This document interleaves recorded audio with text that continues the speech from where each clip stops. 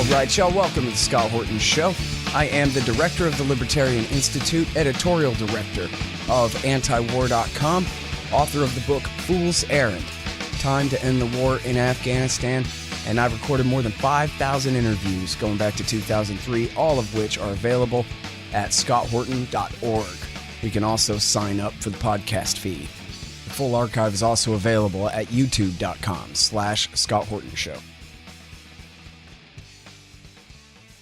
All right, you guys, introducing Matthew Ho. He was a captain in the Marine Corps in Iraq War II, and then in Afghanistan, he worked for the State Department, and he blew the whistle and broke the chain of command in 2009 in a heroic attempt to stop Obama's surge there.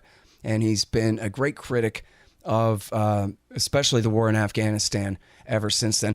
So welcome back to the show, Matthew. How are you doing? Good, Scott. How are you? I'm doing great. Happy to have you here. So listen, well, this is kind of a weird way to have the conversation. I was just talking with this Afghan reporter, and he's there, and he's the one who knows. And I'm just here, and what the hell do I know? And now you're like split the difference for me a little bit, I guess, because you've been there. But you're still just a white guy American like me, so what do you know too? But anyway, me and him kind of got in a little bit of a... And the thing is, he wanted to make a different point, so we didn't really hash this out all the way. But I was saying that, listen, instead of bringing the Taliban into Kabul, why not just call time out where everyone is now, since the Taliban are really dominant in all of the South and the East in the predominantly Pashtun areas of the country.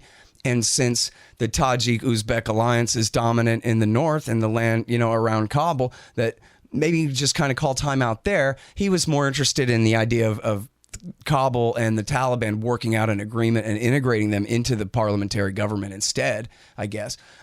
But the point I'm trying to get to here, actually, though, is where he was just saying that and obviously, clearly I was oversimplifying, but he was saying that I was oversimplifying to a fault, that to think of that ethnic map of Afghanistan and to reduce the conflict to that in the way that I did was so oversimplified as to just be incorrect. And as he started to put it, that there are non-Pashtuns in the Taliban and there are Pashtuns in the Kabul government, which I already know that, and I don't think that's necessarily completely contradicts what I was saying.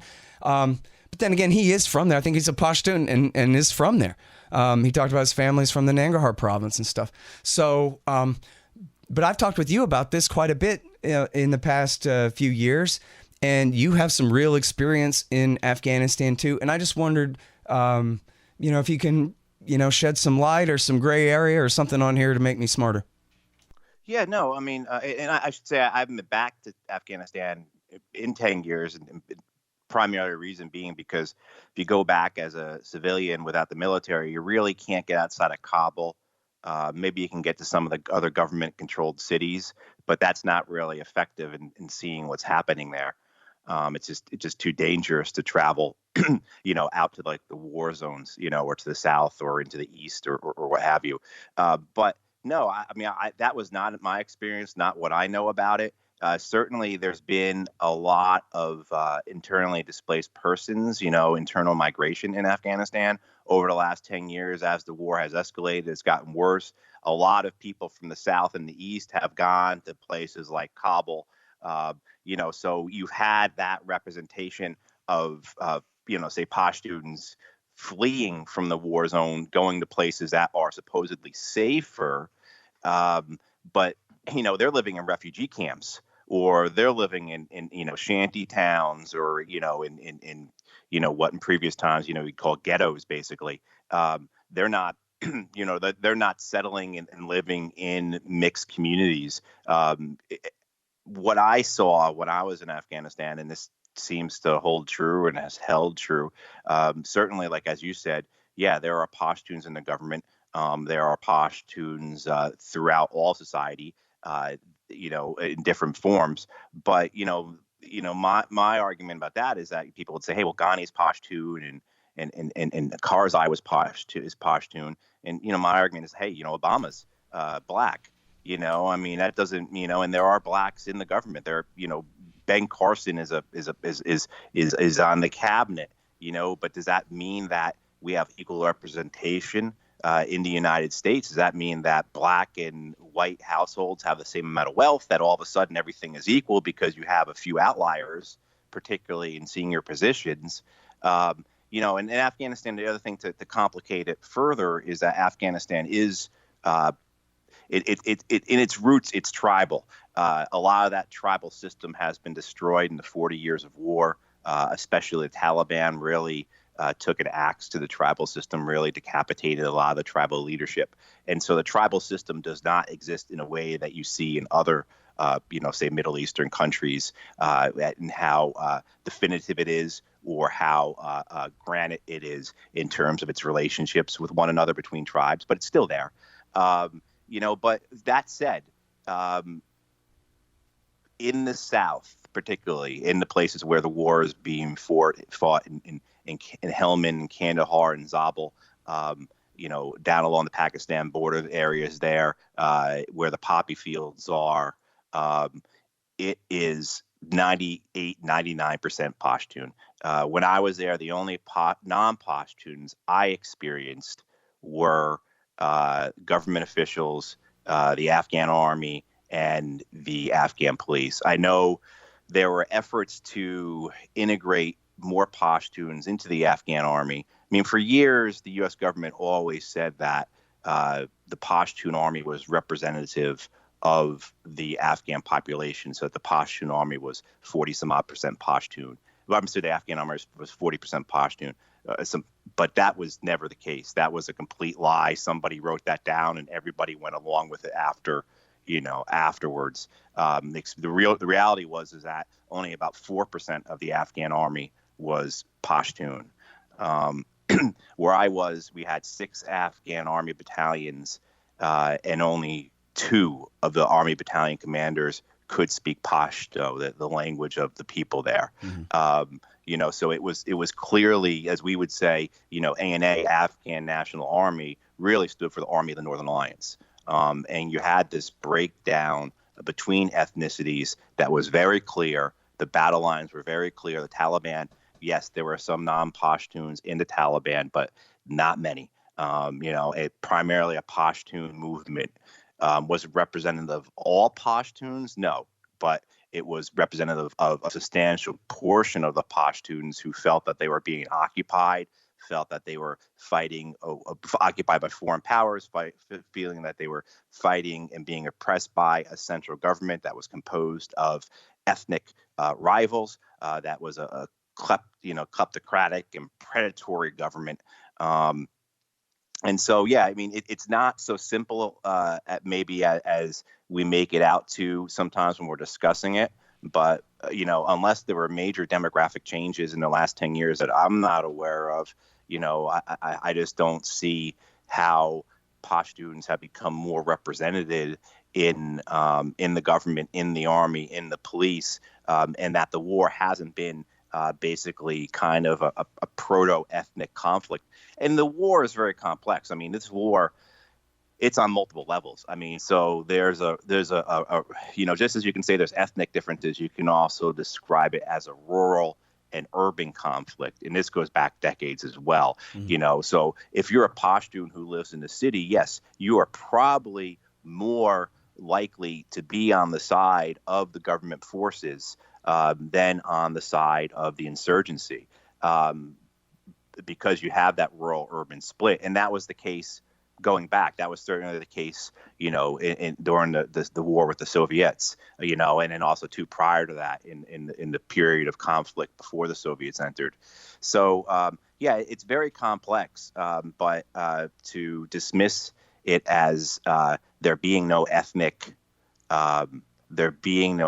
differences in the conflict or no ethnic divide, I haven't seen anything. Yeah, well, I mean, and he wasn't quite saying there's none of that or anything like that. It was just, he was saying, I guess, that the exceptions have overridden the rule now. That essentially there are enough non-Pashtuns who've been brought into the Taliban, and there are enough Pashtuns inside the government that it sort of cancels out that narrative. Yeah. I don't. What I would say about that is certainly over the last 10 years, you have seen splits in and cracks in the foundation that supports the Afghan government. So where go back 10 years up until that first election between Karzai and Abdullah in 2009, I felt like you had a pretty cohesive grouping of different warlords, different constituencies from the north, from the cities that were represented by the Karzai government. In 2009, when those elections were so crooked and so fraudulent, and Abdullah, was lost, you had a lot of cracks appear in that base of support. And over the last 10 years, it's only gotten worse. Again, in 2000, what was the next one? 2014 elections between between Ghani and Abdullah. Mm-hmm. You had more divisiveness, more cracks, more. And so I think what you have seen groups pull away from the government because they feel like they're not getting their fair share. They feel like they're getting left out. The other side thing, too, is that you have had groups join the Taliban because they feel the Taliban's winning. One of the interesting things I found when I was there and I was learning about the various Afghan army commanders that I was around them with, and these various, is that they had been supporting the Soviets for a long time, or even some of the major figures, like say Rashid Dostum, the warlord from the north who is now exiled because he sodomized an opponent with an AK-47, but he was Ghani's vice president for a while. These guys were on the side of the Soviets until the end of the war, right, until about 1987, 1988, right, when they saw it was clear what was going to happen, and then they switched to the side of the Mujahideen. Then they mutinied and rebelled. And so I think you may have that as well, where groups are siding with the Taliban and they are not their traditional. It would not be a traditional alliance. They don't share the same desires or want to see the same outcomes, but they realize that, hey, this is the winning side, and I'm going to side with it now. Yeah. And speaking of which, there was this thing. I tried so hard to get this lady on the show, and I never could reach her. She wrote a thing at Foreign Policy, and then for some institute, this giant PDF study of the Taliban. This would have been in, I'm going to say, the summer 2018. And her name was Ashley Jackson. And she just had spent all of this time down in Taliban country and talked about how after the drone strike against Mansour, who was the Taliban leader who had taken over after the announced death of Mullah Omar in 2013, that he was then killed, I guess, in 2015, if I remember right.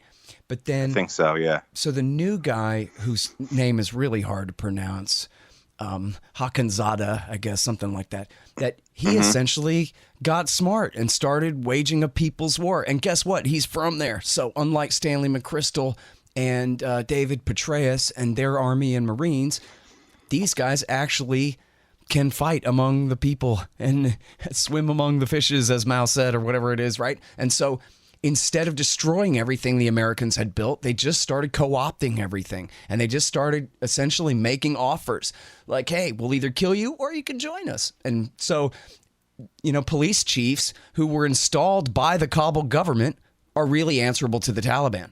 And school teachers who were installed by the Americans and the Kabul government are really answerable to the Taliban. And that's the structure of the local governments, that they've just essentially usurped and taken over. Now, I guess not the provincial capitals. They don't rule outright the provincial capitals in Lashkar Gah and in Kandahar City and that kind of thing. But essentially everything else they control in the entire south and the east of the country. And then part of what she talked about was that they were trying to integrate as many Tajiks and Uzbeks, and I don't know about Hazaras too, but maybe even some Hazaras too, into the Taliban government. If they really want to be the Islamic Emirate of Afghanistan and they don't want to have to fight the very worst kind of civil war against these factions again, they're trying to sort of, blackmail them and extort them into just joining instead. And And it seems like that's been working really well for them. They're said to now control about half the country in the daytime and more than that at night. Yeah, I was it the New Yorker by Luke Mogelson? I think that's his name. That there was a good New Yorker piece that came out a few weeks ago on Afghanistan. I thought it was very balanced in the way he reported on the Taliban. But if it's that piece I am thinking of, he referenced the same type of thing of the cooperation that various NGOs are experiencing in Taliban-controlled territory. I just see the article here. I've never seen it. I missed it. Thank you for mentioning that. It's part of quitting Twitter, man. Things get by me now. Yeah, it's a very good. I had about 3 or 4 people send that to me. So when that happens, of course, you read it, right? But it was was, I thought, very balanced, like I said, in its depiction of the Taliban. One of the more fair portrayals I've read of them in American media. But he makes the point that, as you were saying, that Ashley Jackson makes, that, they've learned that this is not the Taliban of the 90s. We saw that early on, too, because, the Taliban were very, say, anti-technology in the 90s. But then they quickly embraced cell phones. They quickly embraced using Facebook. They quickly embraced, communicating with the outside world. They are, as strategically, they are much better, say, at communications than the United States military is in terms of getting their message out, letting people know what they're doing, why they're doing it. And what I saw of how the Taliban operated in the southeast and the north, and in the east, the northeast to a degree as well, was that they really all were decentralized in many ways in terms of how they dealt with the various villages and valleys that they were. In 2009, they were still fighting to control them, and now they basically control them. But they were very hands-off. They were very decentralized. I remember we went to a village one time and hadn't been to that village in 4 years. And we said to them, "When was the last time you saw the Taliban?" And they said, 4 years ago when you were last here. They don't bother us unless you guys show up. And that's kind of how they understood it. And their fighters were, at that point, very localized. The fighters were fighting for a village or a valley.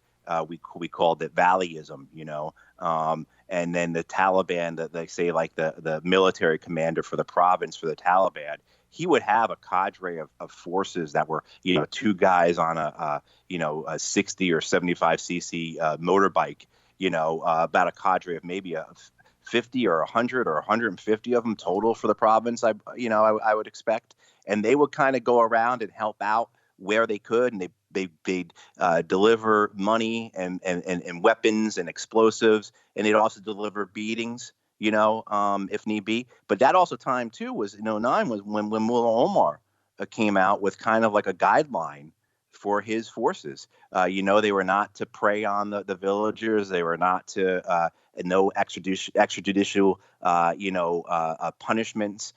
They were to be fair. They were to be like basically good stewards of governance. And that has extended in various ways throughout the Taliban leadership, and now culminating, like you said, and as they have to, because if they want to rule Afghanistan, they have to be able to govern.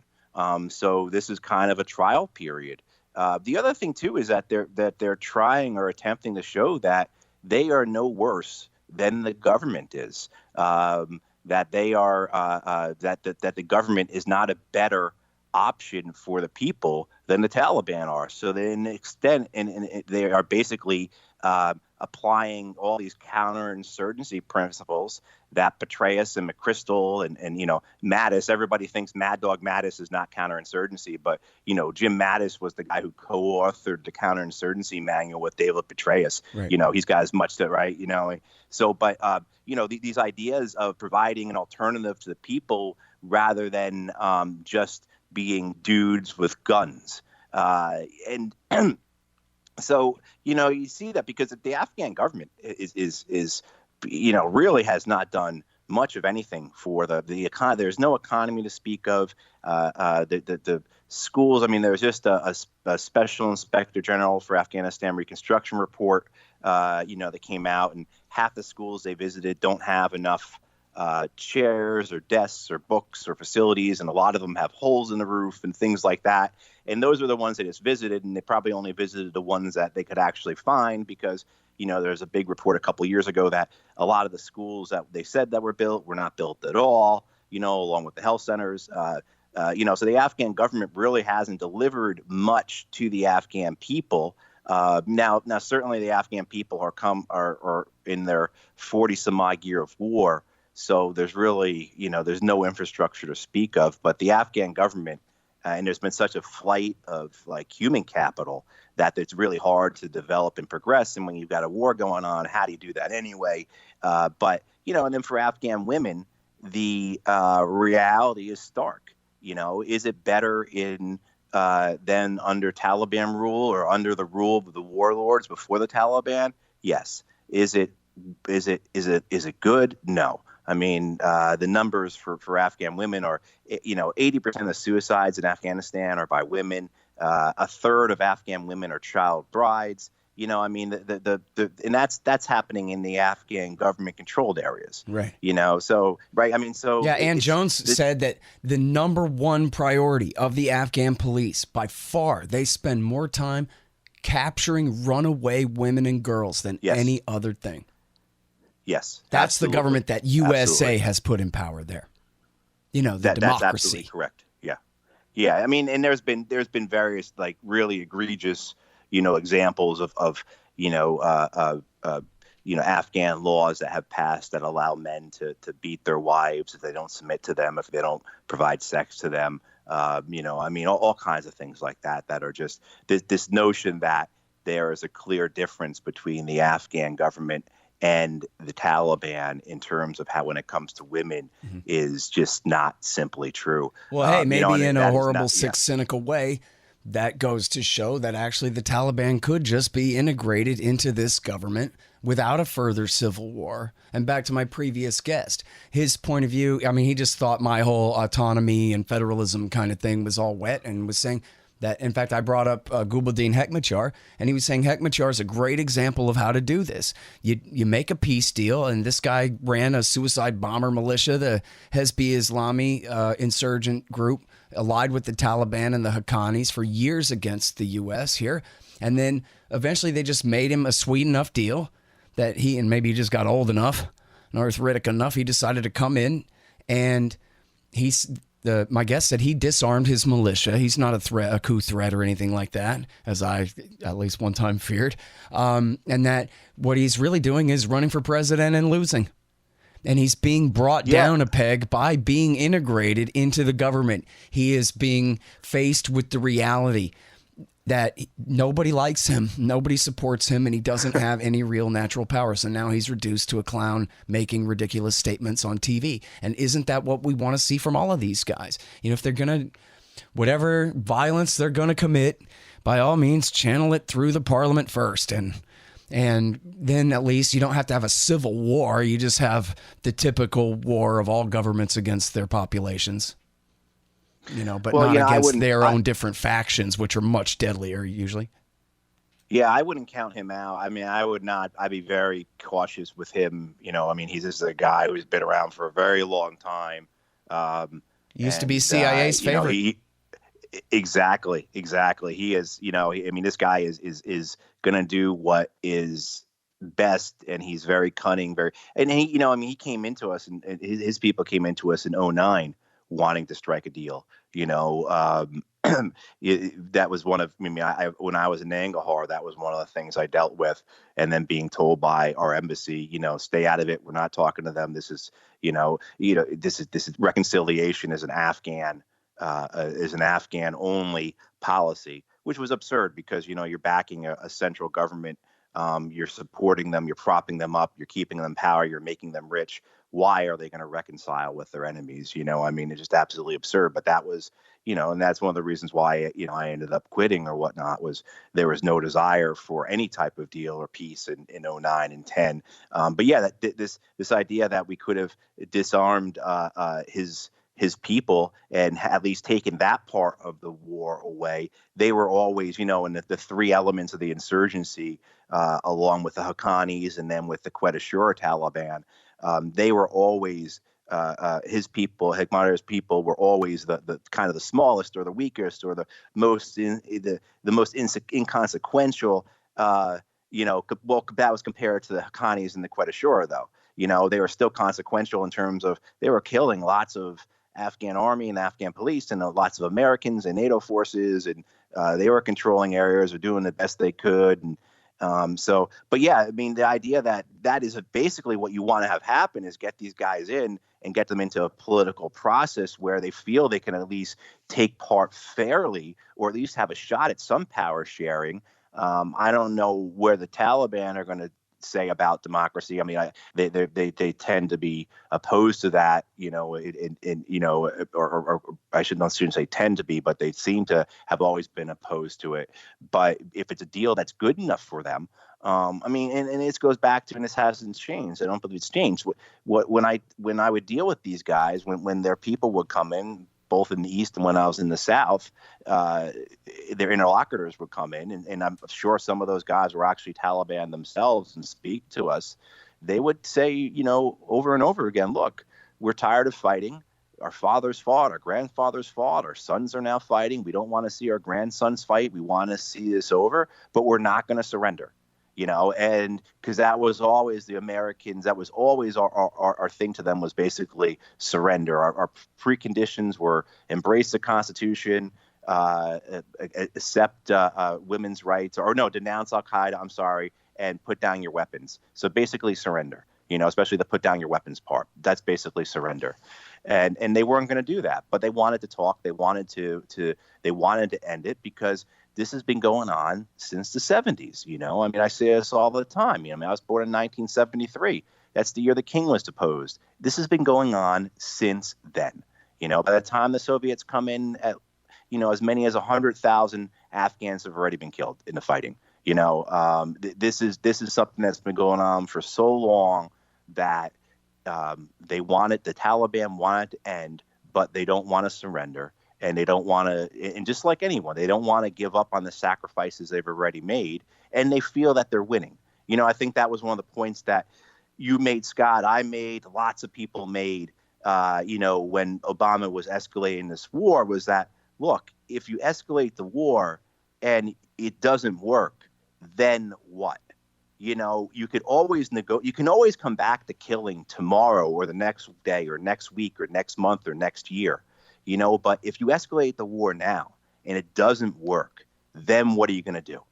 The other side is now winning, and why do you expect them to then go along with what you want? And they were winning in '09 anyway. That's what Stanley McChrystal said.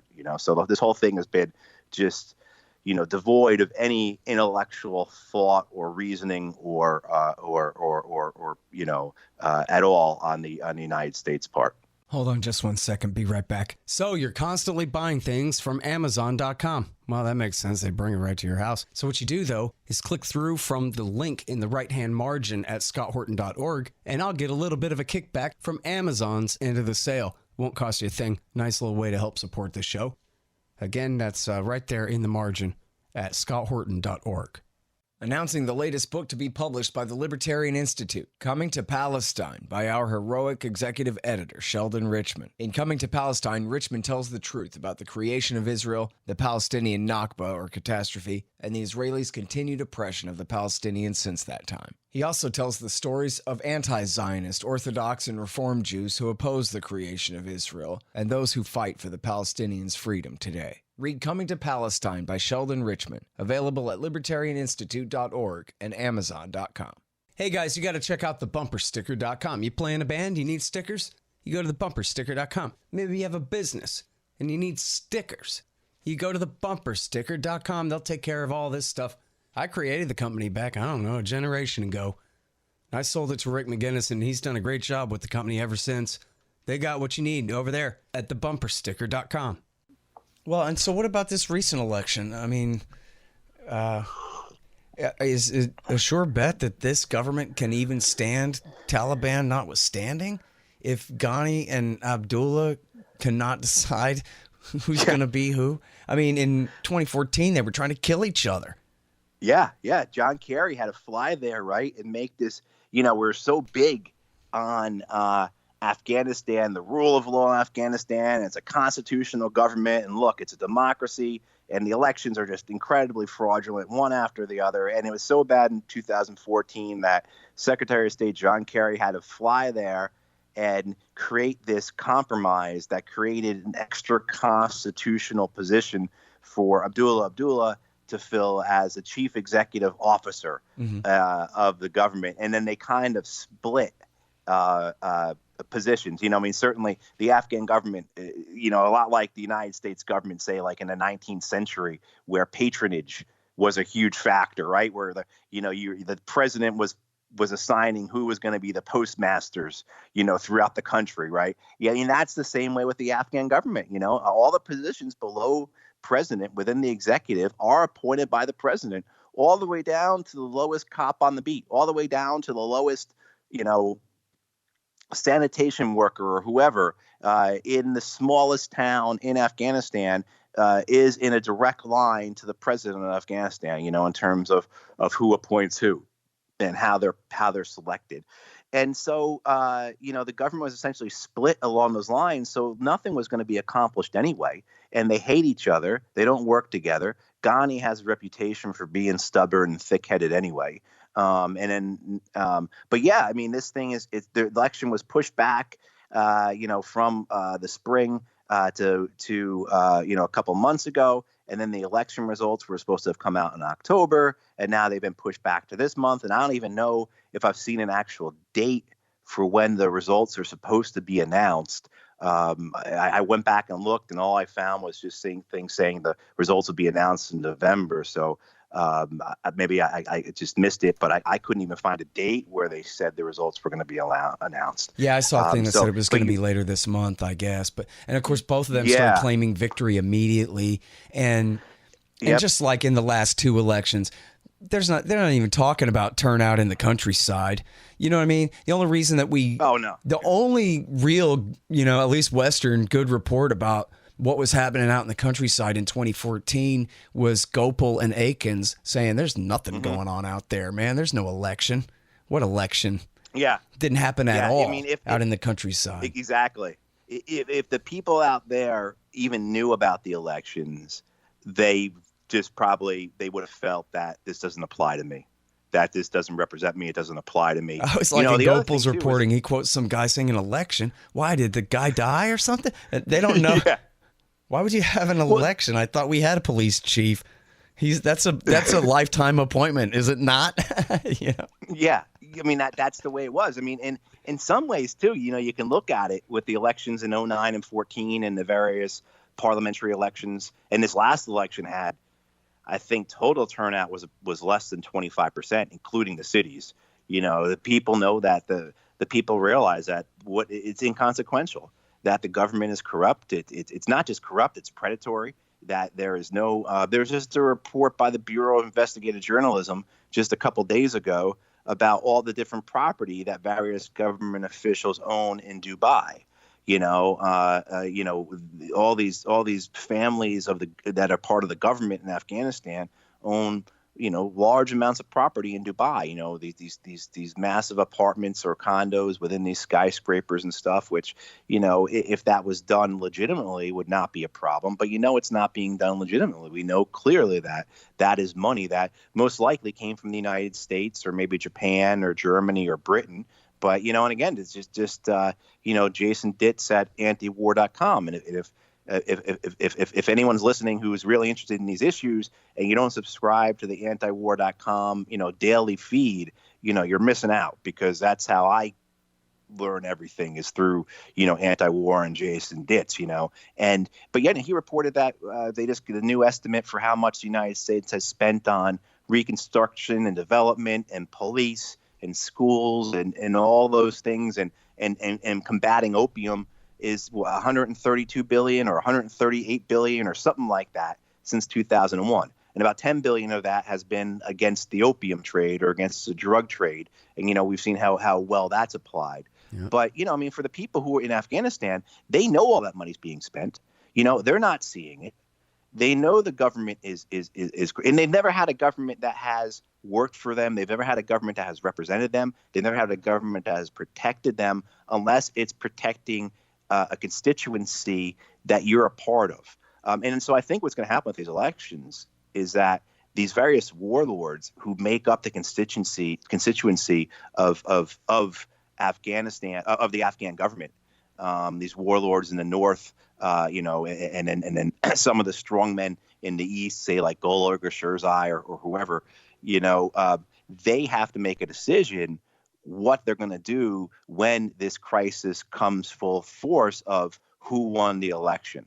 Who are they going to support? And is it and will that then constitute a real challenge to the Afghan government? Will the Afghan government, as you suggested, Scott, even be able to stay alive? Will it be even able to stay afloat? And I think that's right now, even though the Taliban are doing so well militarily, as you said, they control more than 60% of the countryside or the land, that I think that's going to be the real crisis in the next few months is, will this government be able to stand if it has a challenge from within, from its own constituency over who has the right to lead it? And Ghani has certainly done himself no favors in terms of making his coalition stronger, just in the way he has governed in the last 5 years. Yeah. Well, and in this SIGAR report, that's SIGAR, it's the Special Inspector General for Afghanistan Reconstruction. And whoever at their office added me to their list a few years ago. Thanks, guys. I'm glad to know you're listening to the show. Yeah, man, they say here that, at its current rate of collection, revenue would fall short of the government's stated target by 19.3 billion Afghan dollars. Yeah. Which is still 300 million, 250 million. But that's, their stated target then is still so far short of their budget, which we all know, as you're saying, comes from us. And you know what? Like, I hate to make this personal because it's really not. It's a matter of principle. But in this case, I actually have the IRS trying to murder me right now. And it makes me feel so good to know that all the money they've ever extorted from me just went to pay for what? Like one tire on the limousine of some child rapist Afghan warlord when he drives, back and forth from his private jet to his mansion in Doha, Qatar. That this is where my money goes. This is where there are people in this audience who, make real money, own their own businesses, real successes in life, and pay serious income taxes. This is where your money's going. This is where your money's going. Right. Just to pay the worst people in the world. You would have better return for your money if you walk to your nearest lake or pond or river or ocean and just dump that money in the water. Absolutely. Because maybe it would have turned into fish food or, constituted like some artificial barrier or something like that. Or there are proteins and nutrients in that ink, something. It would have been better. It has just been, that money, it has not gone. And they, and the thing about it too, it just goes along with the lies of the government. Why anyone believes anything that ever comes out of this government, and now we're seeing, not to totally jump subjects, but just say like with the impeachment hearings that are going on right now. A guy like Bill Taylor, I knew him in Iraq in 2004-05. I wouldn't trust anything he said, regardless of what he was saying. If what he said was pro-Trump, I wouldn't trust it. If what he was saying was anti-Trump, I wouldn't trust it. These are the kinds of people who have stood in front of the American public for decades now and said that each year the war is going well, this plan is going to work, these people we're working with are good people when, exactly as you said, Scott, they turn out to be child rapists. That the money is being well spent, well taken care of, that, millions of Afghan children are going to school, which turns out to be a lie, on and on and on. We've my favorite stat was in USAID, our development organization within the United States government, the Agency for International Development. You know, I mean, for years they would say that the life expectancy for Afghans has gone up 20 years or so or whatever, and it was complete BS. They literally had no data to support what they were saying. You know, I mean, but they would keep saying it, and administrator after administrator would say that in front of Congress. Congress people would repeat it. The Secretary of State would say it. You know, the President of the United States would allude to it, and it was completely fabricated, completely made up. It was a lie, you know, and they all went along with it.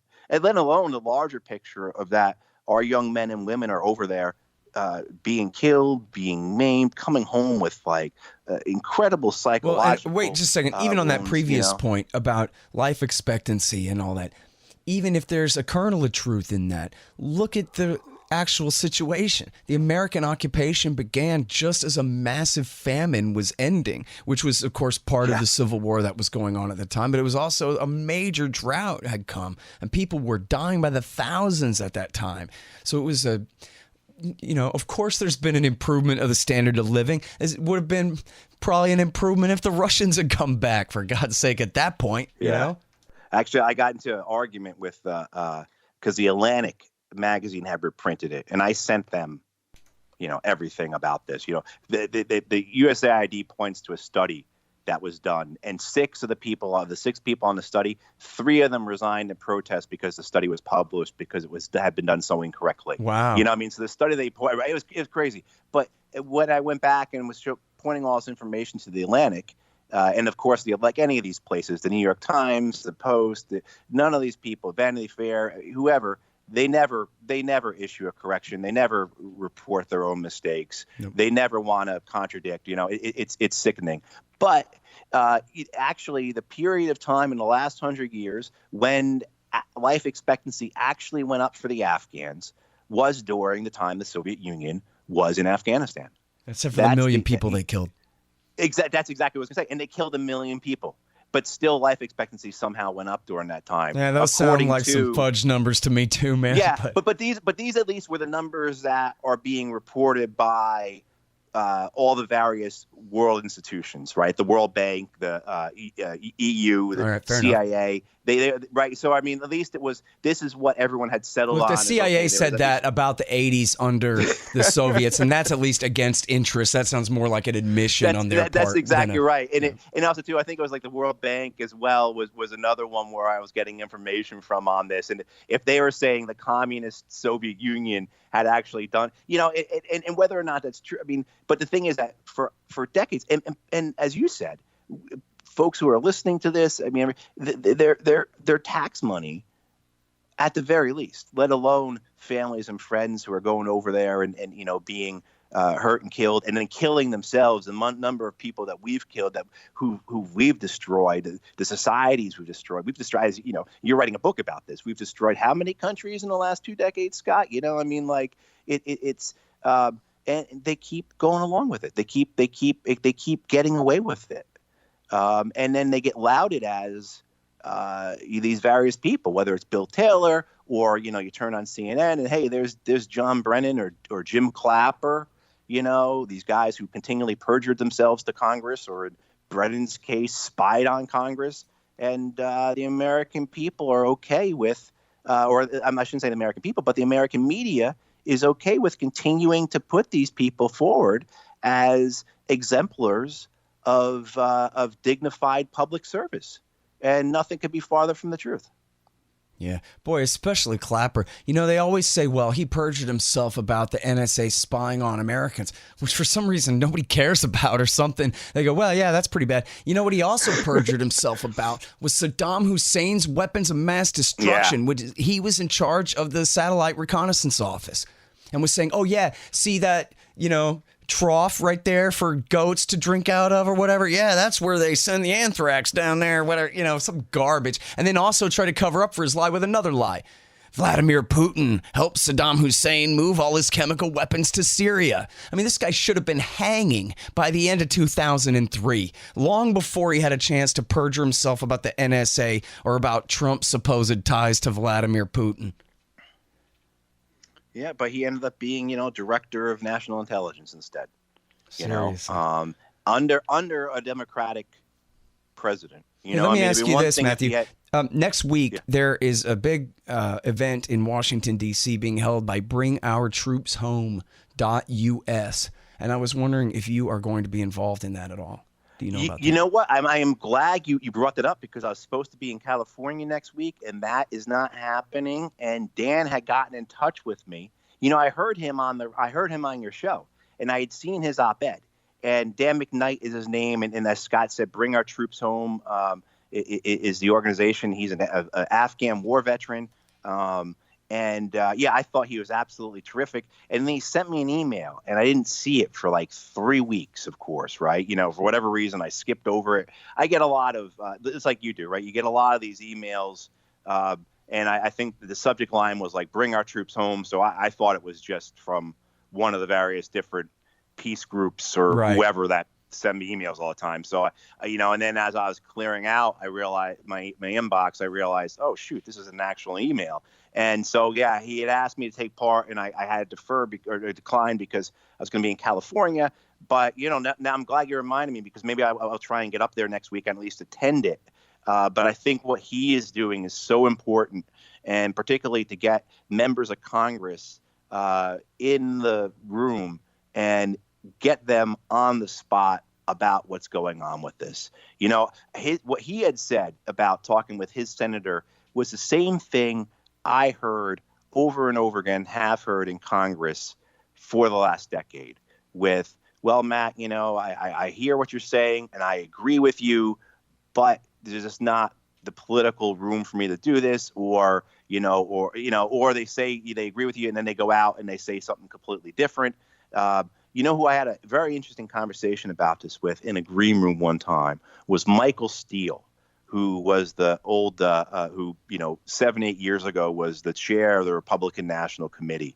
And Steele told, and he was always putting his foot in his mouth. He wasn't, I don't think, a very good chair for that party, but not that any of them. I mean, I should. Let's not even go down that route about the Republican Party. But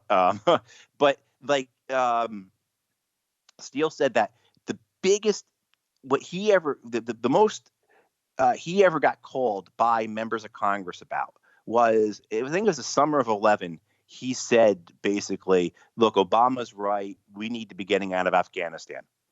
And he said, he told me he had, 10 or 12 House members and 4 or 5 senators call him, Republicans call him and say, hey, you're right, but you can't say that.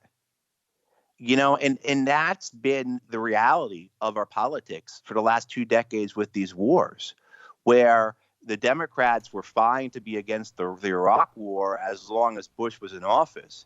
But as soon as he left office and there was no political capital, no votes to gain from it, no demonizing of the opposition to gain for it, the wars became something that, occasionally it pops up. They passed this resolution to force Trump to stop taking part in the war in Yemen. But as I heard you discuss on one of your shows with someone, they chose to go the route where Trump was able to veto. That with the War Powers Act, you're able to have a resolution that goes forward that the president can't veto. That basically the money going to the military stops, and the military by law has to stop what they're doing. But the Democratic leadership, when they went forward with this resolution on the War Powers Act for Yemen, chose to give the president an out. Yep. So I think what Dan McKnight is doing with his Bring Our Troops Home campaign, is really, it's overdue. And I think, as you said, and I'm on the left, and I'm part of groups like Veterans for Peace and About Face, which used to be Iraq Veterans Against the War. But we're all leftists, we're like basically, most of us are socialists or whatever, and we're not going to get the support from the American public that a conservative group is going to get, that a group of just regular guys who are now business owners or who are whatever they're doing are going to get. In particular, the way Dan's going about it by trying to put members of Congress on the spot about it in terms of what their constitutional duty is, as well as their duty to the people. I think what he is doing is really admirable. And I'm going to, now that you say it, I'm glad you reminded me of it. I'll try and get up there next week. Yeah, that'd be great. So a couple things there. I mean, first of all, you really need to read that Rothbard I sent you, man. But secondly, the thing is, so the argument there Scott, about if it makes it any better for you, I'm a libertarian socialist. Oh, okay, so there you go. I'm against, So one I'm of them, against the big, one of them I'm anarcho-leftists. I'll settle. Yeah. Okay, so don't look tell here, me though. what to But do. here's the deal, man. Is, and this is a big problem. I mean, it's a bigger problem than it should be, maybe, but it is one, right? Is that essentially you've ceded away all of your tough guy, macho Afghan or Iraq war vet status that you had because now you're a liberal, which to a right winger means now you're some utopian peacenik, or now you're a crybaby, or now something, But as you're saying, it's the right wing veterans that, carry all of the, that have the ability essentially to change the real conversation here. And that means broadly in the public trying to get the point across that, hey, the rank and file Republican voters of America, those Tea Party types out there, they are really sick and tired of this. Not they like killing Muslims, but they're sick and tired of seeing their nephews get killed over some Muslims. That narrative in the popular imagination is what has to change more than any other thing. And then when it comes to dealing with the congressman, that's the way it has to be approached, is that, look, you say that I'm right, but you can't say that. Well, let me tell you something. You have to say that because I know you're going to anger your donors, but if you don't say it, you're going to anger your voters. And this is one where you're going to have to choose the mass of the rank and file out there over the money bags because you can try to bribe us all you want, but you need the turnout to win the election. And when it's conservative, as you say, soldiers making this case to these congressmen, at least they're believable when they put it that way. And so if you're a Republican congressman, how could anyone possibly change your mind about this, right? They'd have to be a conservative voting war veteran who says that he represents a lot more just like him and that this is what they absolutely demand and will not settle for less than.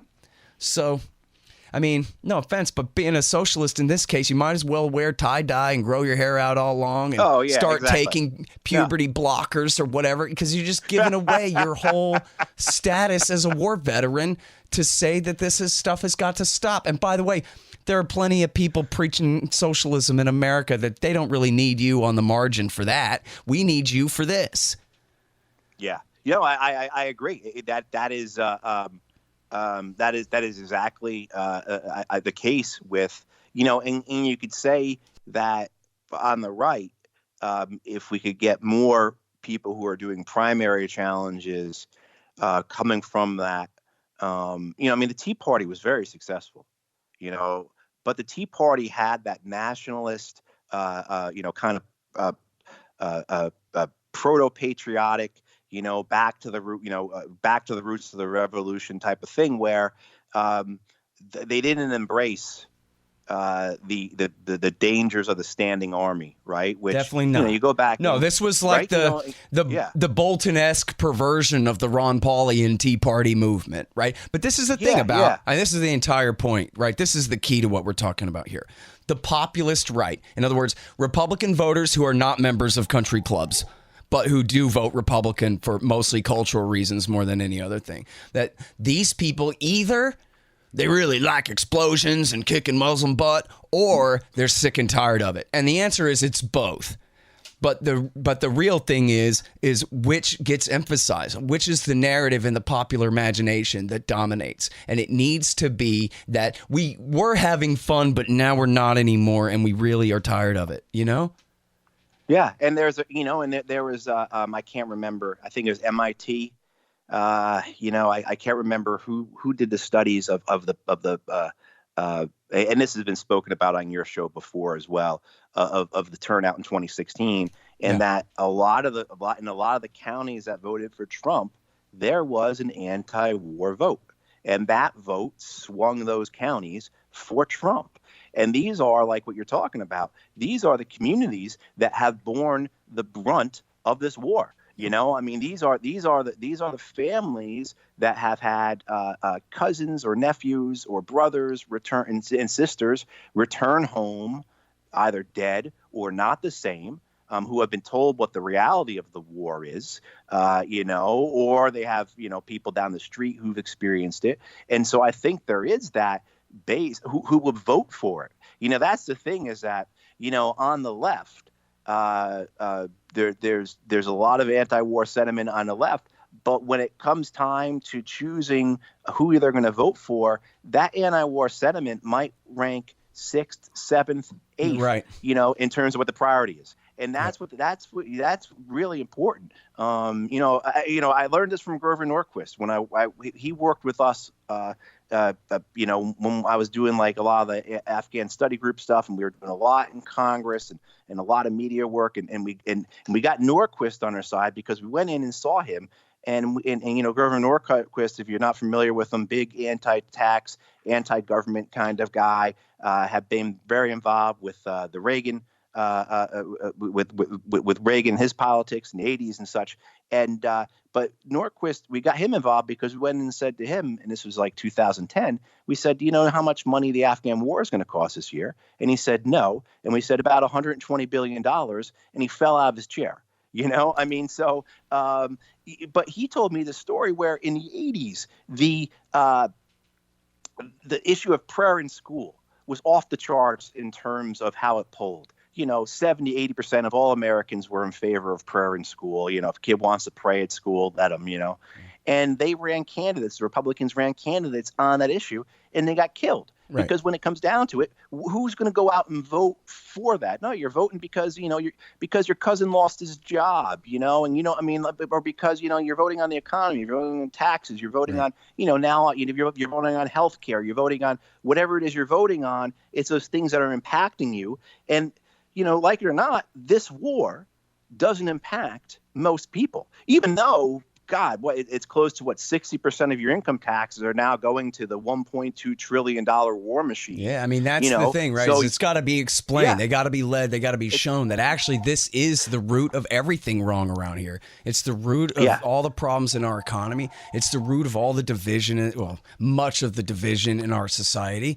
And it's at the root of the police state and that's right. Increasing lawlessness of our government under all administrations and all of these things. The empire is the republic killer, far more than democracy. It's the empire that is destroying what's left of our old rule of law here. And the thing is that, you're right that it doesn't rank on the list of priorities.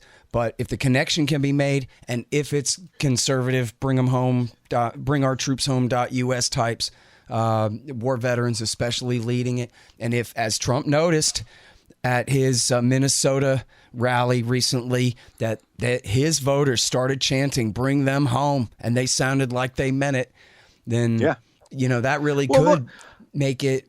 And if Tulsi Gabbard could do any better in getting her narrative across and make foreign policy part of the argument of in the next year in this campaign, maybe by election day, it really will matter. That, like, who do you trust to bring the troops home, and let that be what they fight about, Yeah. And of course, the answer is neither, right? Whoever's running, but. Exactly at that point. I mean, and then how much is say Sanders actually? I have no faith in Warren being good on this, even though she is, she came out where she's gonna take a lot out of the defense budget to help pay for Medicare for all and that kind of thing. Man, I'm sorry. I just realized how late I am. I'm so sorry. I gotta go. Yeah. But you know what? Let's talk more and soon. Yeah, absolutely, man. I appreciate it, Scott. You have a good one. Absolutely. You too. That's the great Matthew Ho. He really tried to stop. He did everything he could to try to stop Obama's Afghan surge. Heroic efforts. And he's at the Center for International Policy. And thank you very much again for your time, Matthew. Appreciate it, bud. Yeah, you bet. All right, y'all. Thanks. Find me at libertarianinstitute.org, at scotthorton.org, antiwar.com, and reddit.com/Scott Horton Show. Oh, yeah, and read my book, Fool's Errand, Time to End the War in Afghanistan, at foolserrand.us.